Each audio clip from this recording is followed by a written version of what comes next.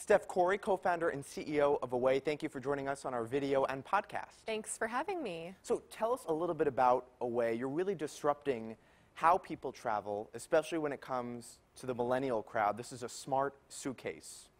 So we actually don't call our suitcase a smart suitcase. We call it thoughtful luggage.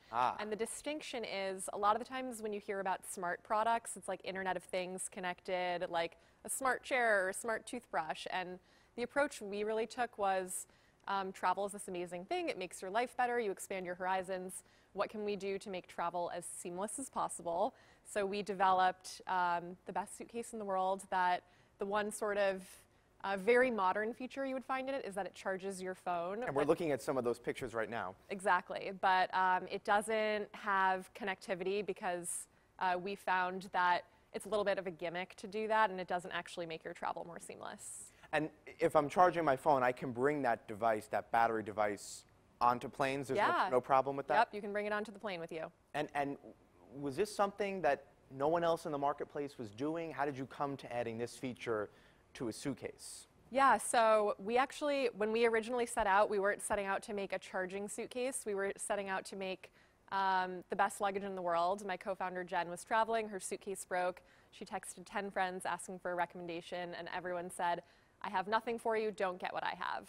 So we did a bunch of user research with a bunch of travelers and asked people, what's frustrating when you travel? Like, what do you wish you had from your suitcase that could make the travel experience more seamless? And we heard a bunch of stuff about weight and zippers and compartments and all the things you would expect. But then we kept hearing this one thing over and over again of people saying, well, there's nothing you could do about this, but one annoying thing when I travel is my phone's always dying. So I think that was a good example when you're doing user research, that you can't always expect the user to find the solution for you, but you can expect them to identify the problem and then think on your own on how to find that solution. And so that's how we ended up with the charging suitcase. And the suitcase, it's not fabric. It has this sort of hard outer shell. Yep. What material is that, and was there any thinking into that route versus the traditional fabric suitcases that we always see? Yeah, absolutely. It's a polycarbonate shell, and the great thing about polycarbonate is it's both the lightest and the most impact-resistant material that you could make a suitcase out of. And then the really brilliant thing is part of what people like in a soft suitcase is that you can always fit more, but sometimes it makes you like no longer fit in the overhead bin or the sizer. So with a polycarbonate suitcase, you always have the same exterior dimensions, so you're safe to carry it on. And we invented this compression pad laundry bag system on the inside that gives you that advantage of always being able to fit more, but without expanding your exterior dimensions at all. Because I can't tell you how many times I'm wheeling my carry-on bag, and I go to the gate, and they stamp my ticket, or they scan my ticket, and then they say, oh, that bag is too big for the overhead, we're going to have to check it. Yep. And obviously, we know how many billions of dollars these airlines make from bag fees. So tell us a little bit more about how you're solving that issue. How can we get more stuff into the suitcase so we can get by with a smaller size device that fits onto these overhead bins? Yeah, so that was exactly one of the concerns, like biggest concerns that people had, that I don't want to have to check, I don't want to have to gate check, but how can I fit as much as possible? So the suitcase, our bigger carry-on, is the absolute biggest dimensions that you can have to fit in that sizer and fit in the overhead bin.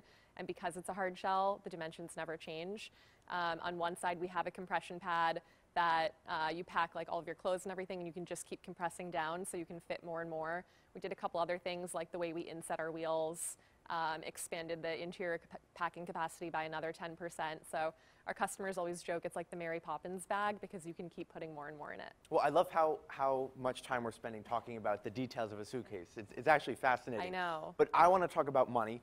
How have your sales been? What is the process? You have a direct-to-consumer channel, obviously, but you also have e-commerce and retail, brick and mortar. Yeah, so all of our sales are direct-to-consumer. Some of them are online, some of them are offline, but we don't wholesale at all, so it's still all 100% direct-to-consumer. In terms of sales, the company is going to turn 2 in a few weeks, so we're just about 2 years old now. We've sold a bit over 300,000 suitcases in that time, and we're in the process of expanding the product line into the perfect version of everything our customers have asked us to make for them to travel seamlessly.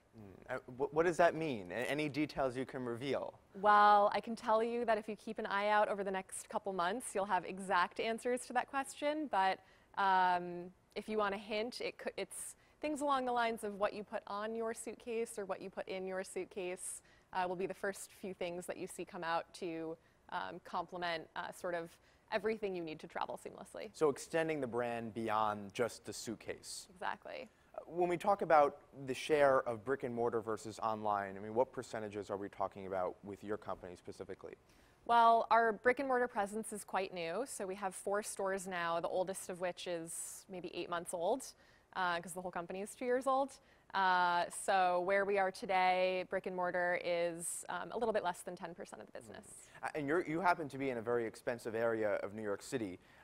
You know, is the goal to make money, to be profitable from these stores, or is it just a showroom for the brand? Every single one of our stores has been profitable since day one. Wow. But talk about the value of having a physical store location. Yeah, absolutely. So our approach to retail is from the broader picture is a few things. So one, there's the financial impact, which basically if we put up a billboard in a market, we know we'll see web sales go up in that market. That's how out-of-home advertising goes. What we've found is if we open a store in a market, we get the same positive impact to web sales that we would from a billboard, but instead of it being a cost center, it's 4-wall standalone profitable. So it's like we're putting up these profitable billboards. The second big thing is the stores really are like an extension of our brand. So we really create a community of people who love travel in the markets that we're opening these stores in, and we do different programming, different talks. We've merchandised the stores not just with our suitcases, but with an array of like different products that you might want to bring with you on your travels or to inspire you to go to a place you weren't even thinking of going to. Now, we always hear about millennials traveling more, right? Spending money on experiences. Is this part of that? I mean, in other words, if I'm going to book a trip, do I make the effort to get a new suitcase? Is that a trend you're noticing among millennials? And if they are, how much are they willing to spend on a suitcase? And where would you put yourselves compared to maybe the higher end of the market like Tumi? In other words, how does a millennial decide between a startup like you and a more established brand like Tumi? Yeah, absolutely. So there's for sure a trend going on of millennials, people in their 20s and 30s, investing more than ever in experiences. And businesses like ours are super complementary to that trend because we provide the product that you need for that experience. So you hit the nail on the head there in terms of like the competitive landscape of products and how that demographic chooses what to buy. So if you look at like the traditional travel goods companies, most of their business is based on wholesaling. If you look at a brand like a Tumi who sells their products in department stores and luggage stores, the reason their pricing is a lot higher than ours is because of that extra layer of markup, because of that wholesale markup. So by being direct to consumer, what we're offering people is a suitcase that's at the quality level that you used to have to pay like between $500 and $1,000 for, and all of our suitcases are in the 200s. So it's just like a very compelling quality to price ratio for customers versus what you used to be able to get before the direct to consumer days. And we know, if anyone who has traveled a lot, I mean, sometimes the airlines don't treat your luggage well, not to knock the airlines, but that's just a reality of the business. It's true. And you have this lifetime warranty. I mean, did I read that Yeah, right? that's correct. So you'll replace the suitcase at any time. For your whole life. Yep. And the thought there was there are a lot of disposable suitcases out there. Like part of the luggage industry's strategy up to now was to shoddily make suitcases that would break so that you had to keep buying new ones. We've taken a different approach where if you choose the right materials and you intentionally construct a suitcase to be indestructible, you can make an indestructible suitcase. You don't get someone buying a suitcase from you every year for yourself, but that's not good for the environment. It's not good for the consumer. And we said that's not our approach. So we're gonna make you a lifetime suitcase. You're gonna have that suitcase forever, and then we're gonna build a relationship with you as our customer and find out when it comes to your travel, what else do you want someone to thoughtfully do in a way that's designed to be great for you, and we're going to offer you those other things rather than selling you a suitcase to replace your broken suitcase every year. You want that razor blade model where I buy the razor, but then I have to come to you every couple of months to buy the blade. So it's not that we want you to have to come to us. I think that's probably more of the old model where like if your suitcase keeps breaking, you have to come back. What we're saying is we want you to elect to come back to us. Like we want to understand from you, what is it about your travel experience that you wish existed but isn't out there, and we're going to provide that for you so that you're choosing yourself to come back to us rather than you being forced to come back to us.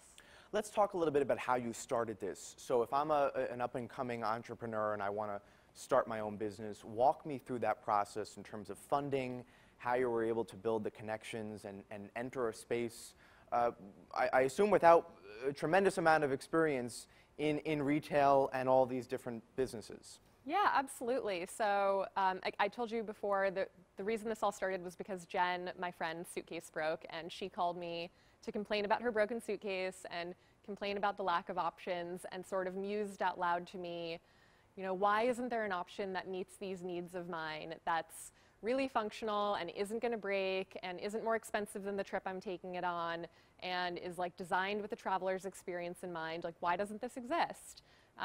So the two of us started looking into it and realized that the existing luggage industry had really high markups, just like, you know, any industry that built itself on wholesaling.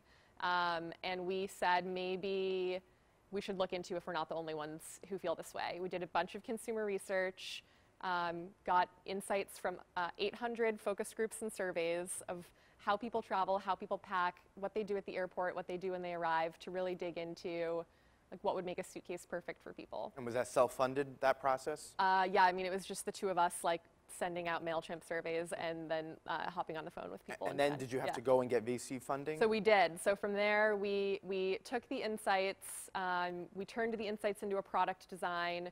We took the product design to some manufacturing partners to figure out if it was manufacturable. Is that hard to do? Yeah, it is. It's not the, I'm making it sound easier than it was, but that's the point where we really needed money, because it caught, like, there's tooling costs to creating a brand new product from scratch. And they want a minimum, right? And they want a minimum, yeah. But even before the minimum, it's like a six-figure tooling cost to even be able to make the tools to make the product that we've invented. Okay, so you go to VC. So we go to VC. How did you do that? I mean, did you just cold email these people? Was it connections? So Jen and I had both been on the leadership team at Warby Parker, the eyeglass company. So we had built a few relationships with some of Warby Parker's investors in our capacity there, you know, iterating with them on the strategy and how we were thinking about, you know, our roles at Warby. So there was one VC in particular called Forerunner Ventures, who we had built a relationship with over our time at Warby, and we reached out to them pretty early on and said, we're not fundraising right now, but we're in the early stage of looking into this concept. You are experts in e-commerce VC. Do you have any tips or thoughts, or does it seem like we're on the right track in your experience? Like, any thoughts you have for us, we would love to hear them. And over a few months, while we were doing the surveys and everything, we kept an informal dialogue with them going, getting their advice. Fast forward a few months, when we actually did need capital, we had already built a little bit of a rapport with them, and they were the first people interested in funding the business. They offered to lead our seed round, and we ended up raising $2.5 million from them and a few other VCs and some individuals like Andy Dunn, who started Bonobos, and Brian Lee, who started The Honest Company.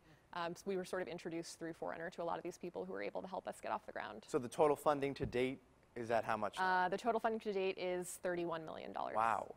And I guess how much of that money have you used? That's an interesting question. So I guess when you think about the capital structure of a business like ours, or what the financing needs are, at a very high growth business, actually a lot of our capital needs go towards inventory. Our business is growing really quickly. There's like some delay between when we pay for inventory and when the customer pays us for it. So actually, the number one need of our capital is to fund like inventory working capital as the business grows. Even with that in mind, we have not used most of the capital we've raised. And before we go, we're sitting at the NASDAQ in Times Square. So many companies have gone public here. In fact, the desk where they ring the bell at the open is just a few feet from where we're sitting. Would you like to go public one day? You know, we're a 2-year-old company, so we don't really think a lot about those different steps. And then even as we think about capital for the business, we never think of it as like a destination or an outcome. We think of it as part of the journey of building the #1 travel brand in the world. So it would be hard for me to say like exactly what steps along the way will happen there, but we're really committed to building a brand that's synonymous with seamless travel that becomes the biggest travel brand in the world. All right, Steph Korey, thanks so much for the time today. Appreciate it. Thank you for having me.